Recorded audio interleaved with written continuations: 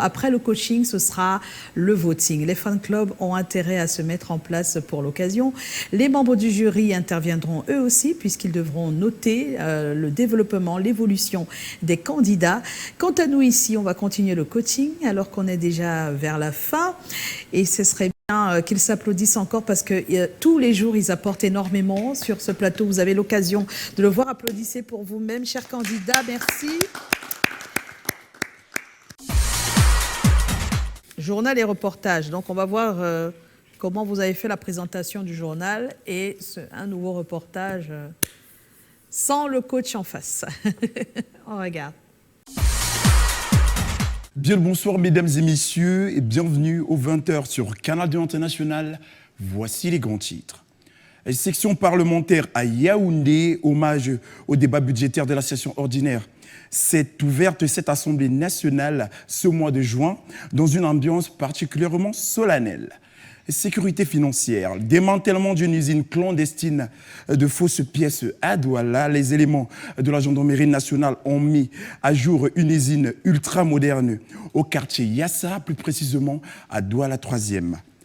Infrastructure, avancement des chantiers du ministère des Travaux publics affiche un optimisme malgré un contexte parfois complexe sur les projets d'avancement routier.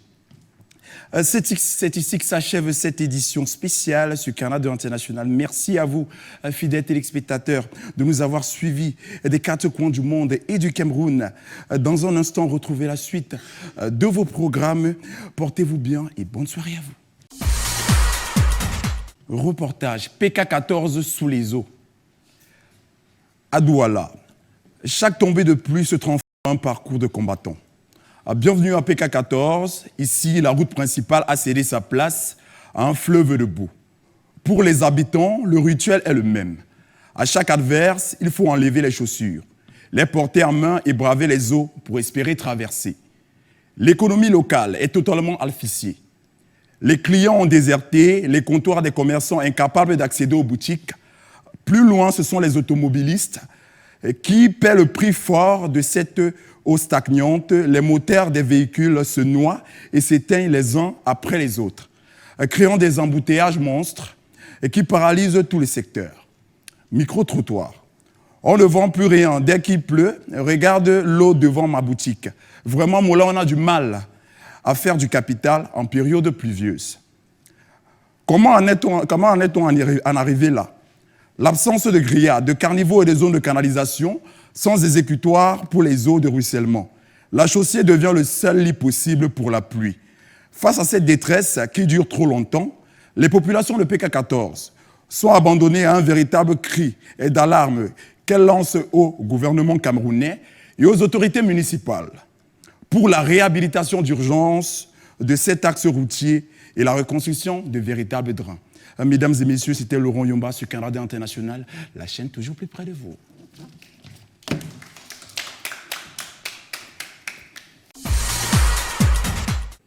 Introduction et conclusion du journal. Une opportunité qui redonne espoir à des milliers de jeunes en quête d'emploi. Plus de 2300 postes sont ouverts cette année à la fonction publique camerounaise à travers plusieurs concours administratifs. Les perturbations dans la fourniture de l'énergie électrique continuent par ailleurs d'impacter le quotidien de nombreux ménages et d'entreprises. Et puis justice. Le Conseil supérieur de la magistrature reprend ses activités avec de nouvelles nominations attendues. Bonsoir à tous et à toutes, mesdames et messieurs. Bienvenue dans le journal de 20h sur Canal 2 International. Développement de ces titres dans un instant. Nous aurons cette édition du journal avec cette opportunité très attendue par les jeunes diplômés camerounais. Reportage. Conclusion. C'est la fin de cette édition du journal de 20h. Merci de votre fidélité et de l'intérêt que vous accordez à nos programmes. Au nom de toute l'équipe de Canal 2 International, je vous souhaite une excellente soirée. Rendez-vous demain à 20h pour une nouvelle édition de votre journal. C'était Mirabel Wandi. À très bientôt sur Canal 2 International. Reportage. Avortement clandestin.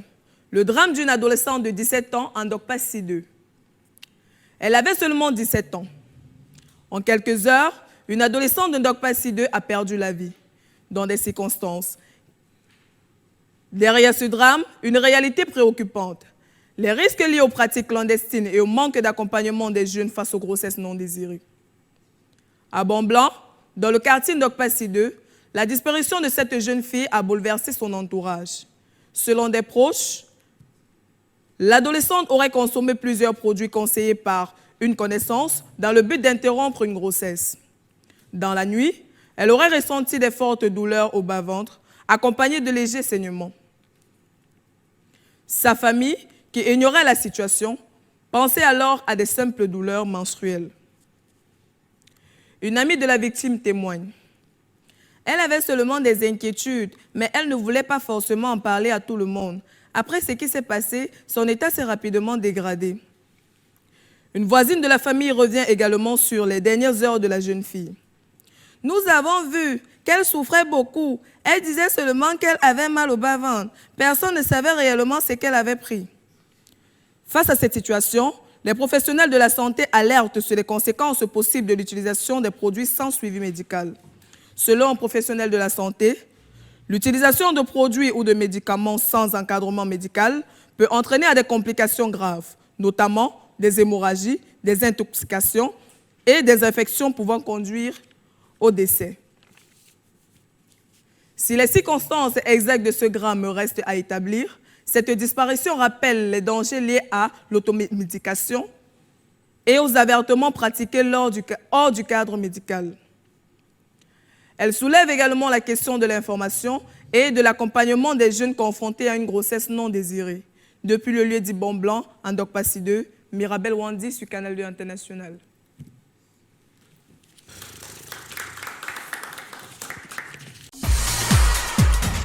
Miranda, c'est mon prénom. Introduction et conclusion du journal.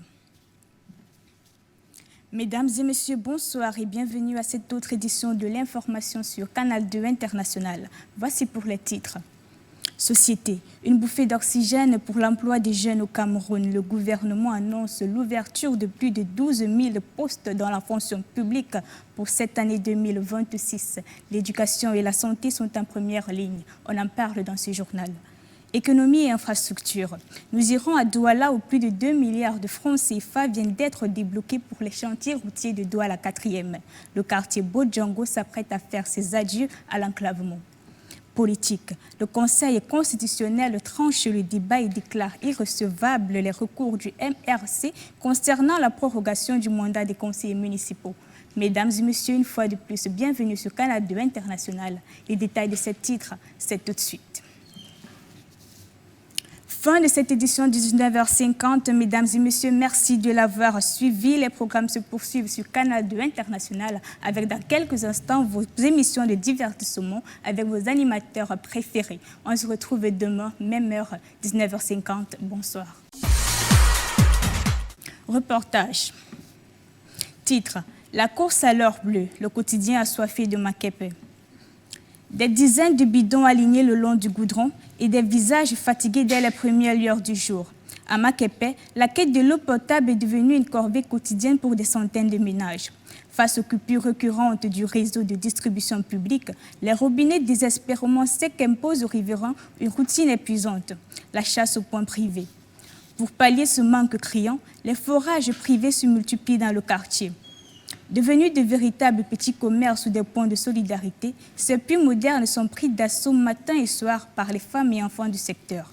Marc, un père de famille, vit cette situation chaque jour. Chaque matin, avant d'aller au travail, je dois d'abord porter 4 bidons pour la maison. Le réseau public peut couper pendant 2 semaines ici. Si tu n'as pas l'argent pour acheter l'eau du forage, tu fais comment? C'est une dépense en plus et une corvée difficile pour nos enfants qui devraient plutôt se reposer pendant ces vacances. Au-delà de la fatigue physique et du coût financier, cette dépendance vis-à-vis des forages du quartier soulève une question sanitaire majeure, celle de la qualité réelle d'une eau pompée à proximité des nappes phréatiques urbaines. C'est l'alerte lancée par le docteur Sandrine, installée dans une clinique du quartier. Nous recevons de plus en plus de cas de maladies ici en période de pluie, surtout chez les enfants, en saison des pluies. Les gens boivent l'eau des forages sans la traiter alors qu'elle peut être contaminée par les infiltrations. Il faut absolument la bouillir ou la filtrer avant consommation. Reste à savoir quand les projets de réhabilitation et d'extension du réseau public d'eau potable atteindront enfin l'ensemble des secteurs de Makepe. Face à cette situation, une action publique reste vivement attendue sur le terrain pour les prochains mois, l'accès à l'or bleu représentant un enjeu central pour le développement du quartier. C'est donc un dossier qui suivra son cours au rythme des futurs investissements. À Makepe pour Canal 2 International, Miranda Mifotu. Merci.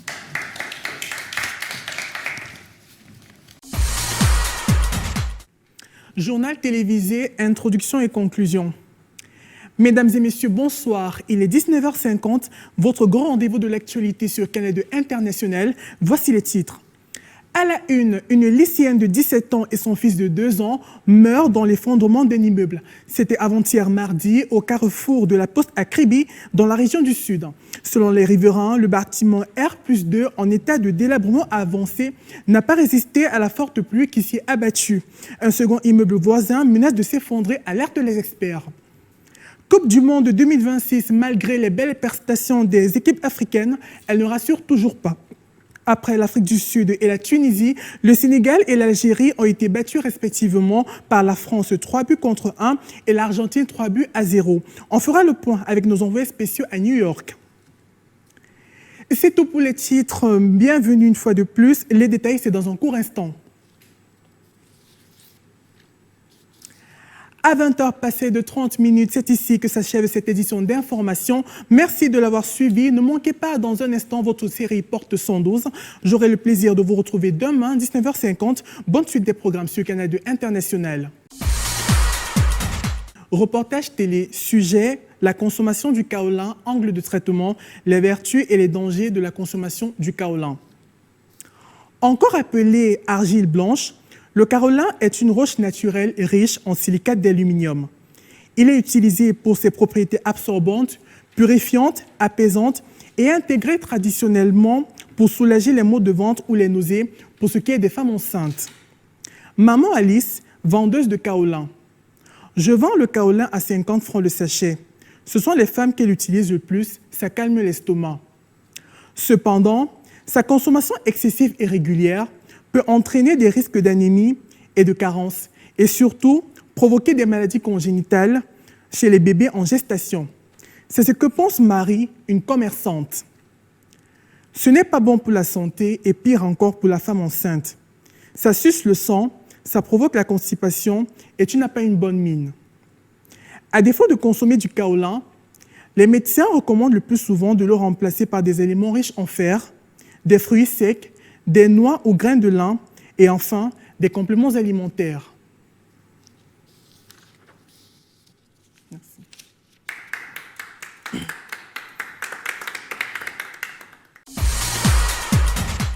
Mesdames et messieurs, bonjour et bienvenue dans cette édition du journal de la mi-journée sur Canal 2 International.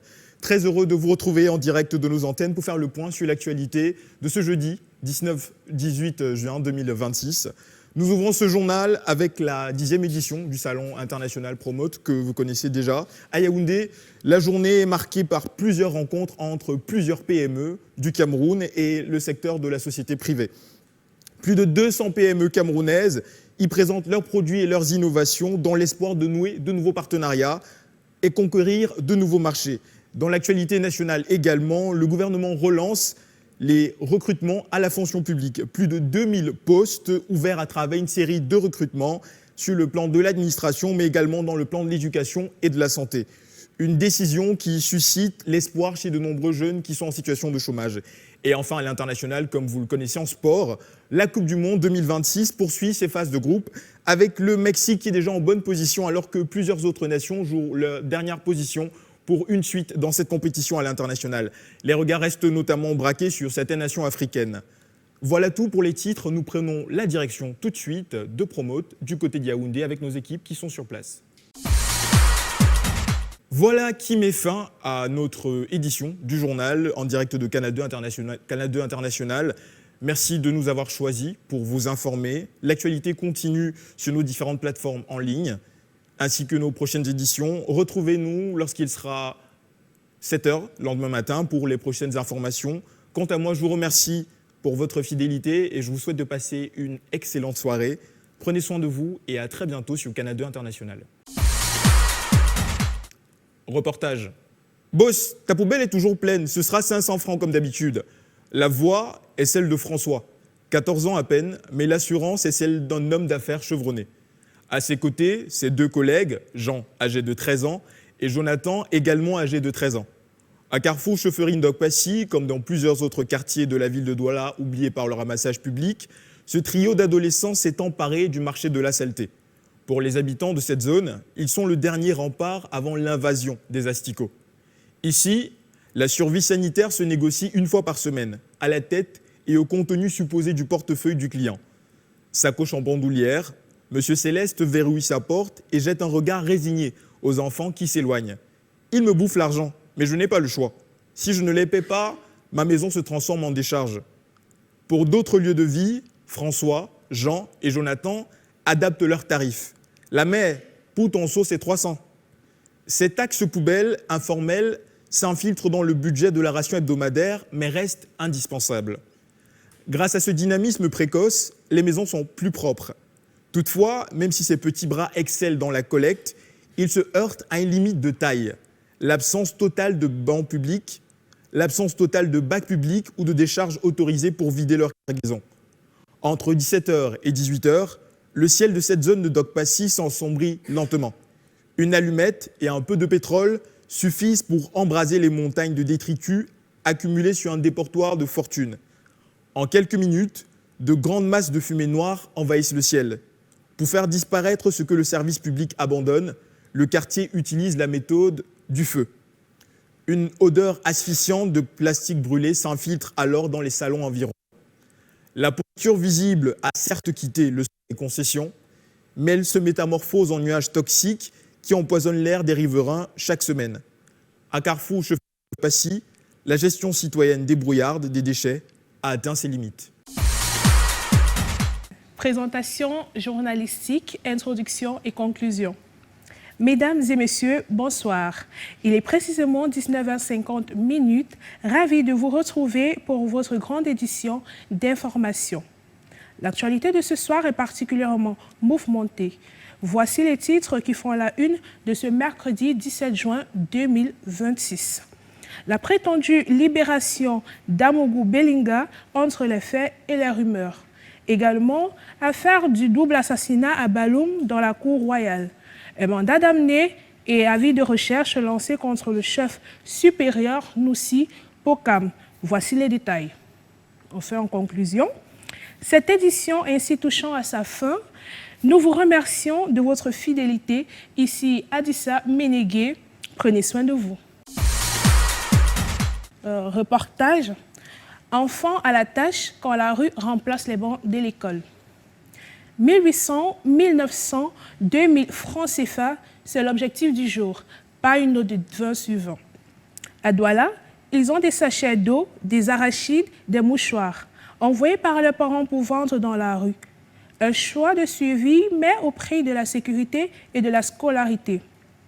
Il est 18h au carrefour dit Rond-Point Dakar, au milieu des sifflets et des fumées de moteur.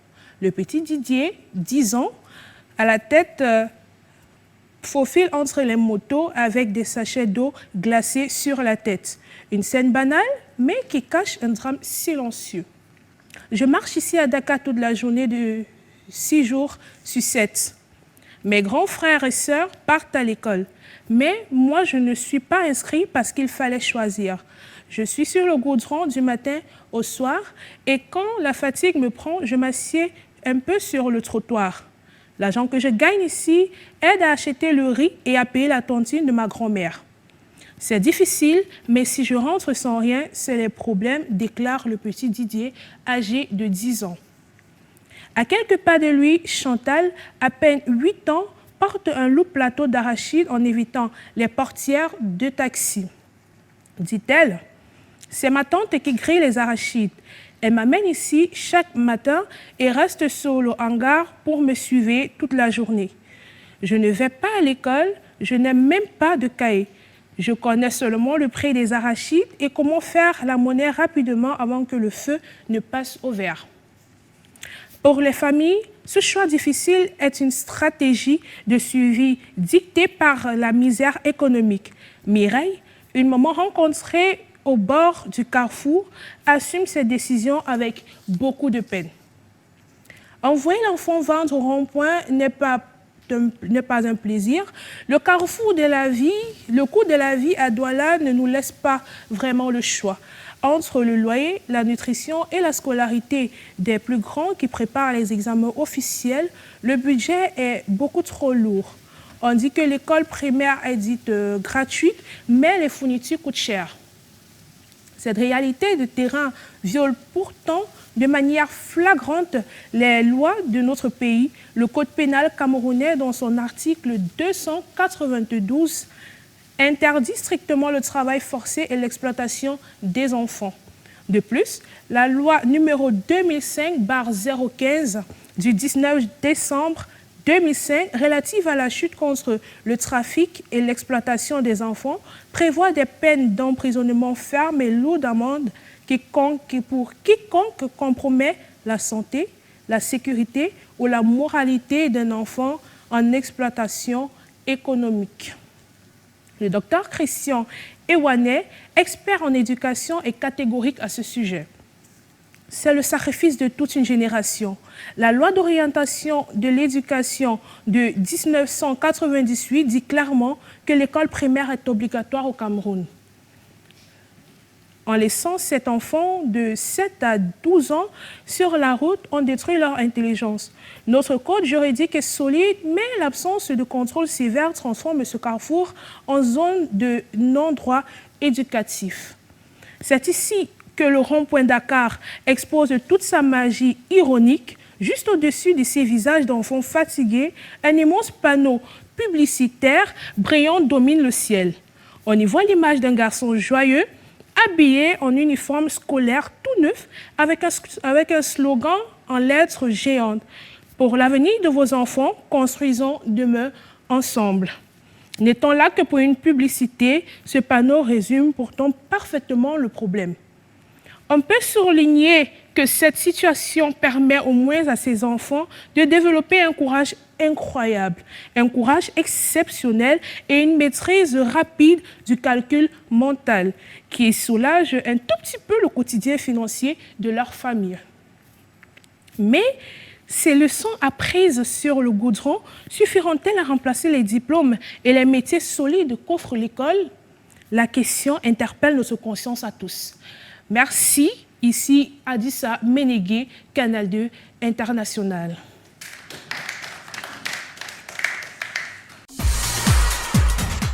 Je pense que c'est bon. Alors, on a regardé ensemble. Je pense que de manière générale, tout le monde a essayé d'améliorer son contenu. Donc, c'est déjà pas mal, c'est un bon point. Maintenant, on va un peu travailler sur des petites choses autour du reportage, par exemple. Ce que j'ai noté, c'est qu'à la fin, vous signez toujours. En télé, on ne signe que si on est face caméra. C'est-à-dire que si sur le terrain, vous faites votre papier et que vous êtes entendu avec le rédacteur en chef que vous allez faire des faces caméra étant sur le terrain, à ce moment-là, vous signez bien, vous donnez votre nom, le nom de l'équipe et vous signez bien que vous êtes sur Canal 2 International. Ce n'est que dans ce cas-là que le reporter signe. Sinon, il n'a pas besoin de signer alors qu'on ne le voit pas. C'est quand on te voit que tu donnes ton nom. D'accord? Quand c'est un reportage en voix off, le présentateur va te présenter, en fait. On est d'accord? Donc ça, c'est une des choses, c'est important que vous le sachiez. Alors, Hans, belle voix et bon rythme. La rédaction aussi était un peu plus fournie que d'habitude. C'est bien. Saoudé, je vais te demander un peu plus de pêche. Le contenu est super, le ton pas mal, mais il manque la pêche. C'est trop calme, ça peut nous endormir et ce n'est pas ce qu'on veut au journal. On a besoin de peps un tout petit peu et ça te manque. Donc il faut travailler le côté peps, absolument, qui ait plus de vie quand même. Parce que c'est la vie dans la voix qui permet d'imposer. Donc ça fait qu'avec toute la belle écriture que tu as, si tu n'imposes pas, ça ne va pas facilement toucher le téléspectateur. Daniel n'est pas là, mais la voix et le ton, c'était bien. Elle avait aussi le bon punch qu'on demande. On va travailler ensemble sur la musique derrière une lecture, parce que j'ai compris que beaucoup avaient un problème dans la lecture, avaient ce problème-là. C'est pas grave, hein, c'est quelque chose qui, avec le temps, ça se fait, mais ce serait bien que vous le sachiez. On a Jorex, la voix superbe, la musique pas mal dans certains cas. Dans le reportage, c'était pas mieux qu'en présentateur du journal. Par contre, il n'y a pas de chaleur. Tu as le punch qu'il faut, mais il n'y a pas de chaleur et de charme. La voix, pour qu'elle soit très bien accueillie par nos oreilles, a besoin qu'on y mette un peu de charme.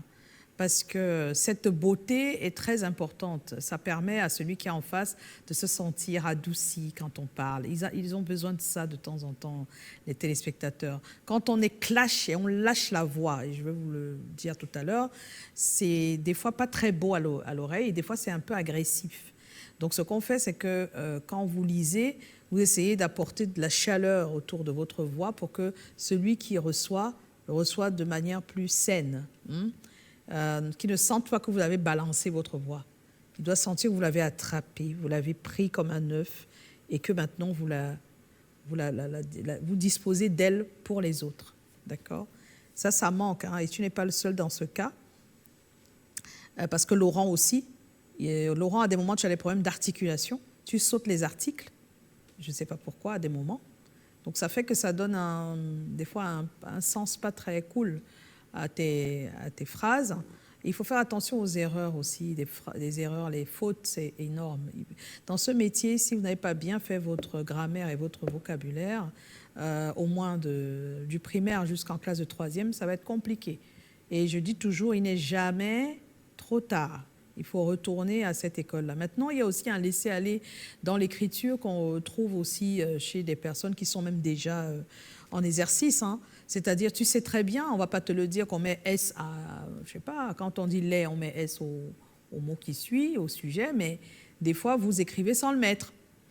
Moi, je suis contre ça. Ne vous laissez pas envahi par ce petit laisser-aller où c'est pas grave puisqu'on lit, d'accord ? Parce qu'après, quand ça tombe sur un mot où le pluriel doit être lu, vous avez des problèmes parce que vous n'avez pas considéré le pluriel de manière habituelle. Habituez-vous à bien écrire. Vraiment, ne laissez pas des choses en disant, bon, oui, c'est pas grave, puisqu'on ne va pas l'entendre. Le jour où ça sera un pluriel qu'on doit entendre, vous aurez un problème. Vous allez écrire des chevals. Vous comprenez ce que je veux dire ? Habituez-vous à bien écrire. Sincèrement. Ne lâchez pas ça. Mirabel, pourquoi tu as choisi de me donner les titres avant de nous dire bonsoir? Ça fait impoli. Au journal, c'est d'abord bonsoir. Toujours.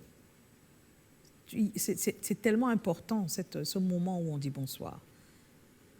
Il y a des journalistes qui en ont fait leur identité. Bonsoir, surtout à la radio, quoi. Parce que c'est le truc. Quand tu commences par les titres, on va perdre au moins... on perd les 2 ou 3 premières séquences de ton titre. C'est-à-dire les tierces, là, les secondes. Par exemple, si tu dis « les portes sont fermées », on va écouter « fermées ». Parce que le journal, c'est d'abord « bonsoir » pour que tout le monde soit attentif. C'est pour permettre que les gens, s'il était en train de faire quelque chose, il veut écouter le premier. Est-ce qu'on se comprend? Donc, on doit dire bonsoir. Si on veut être bref, on dit que bonsoir, les titres. Si on veut aller plus loin, bonsoir aux 19h, le temps que les gens s'installent, je sais pas. C'est ça que c'est important.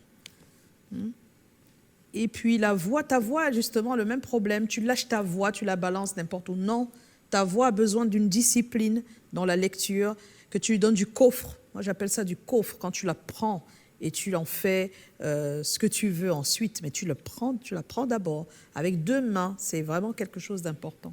Et ça permet qu'il n'y ait pas de légèreté dans la manière de lire.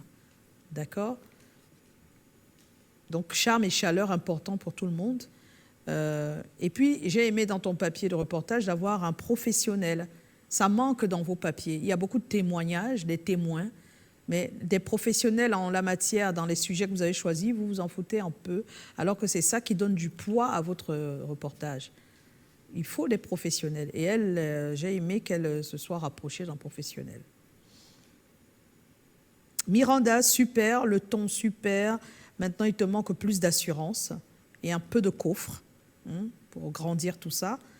Yoann, la voix superbe. On sent que tu as un peu essayé par rapport aux autres jours d'apporter un peu de coffre, mais toi, tu dois faire un peu plus. Hein, ce n'est pas de ta faute. Hein. Les autres, c'est un peu de leur faute, parce qu'on a déjà dit ça, donc il faut qu'ils... Mais toi, ça te demande un peu plus de travail, mais je l'ai dit, ce n'est pas en un jour. Hein. Ça demande que tu travailles, ça demande un sport de tes cordes au niveau de... pour mettre un peu plus de basse, si c'est la musique, c'est ce qu'on dira, hein, un tout petit peu, mais sinon, voilà. Maintenant, ton reportage, par contre, n'était pas assez recherché. Ce n'est pas une commerçante qui va nous dire les problèmes de santé quand on consomme du kaolin.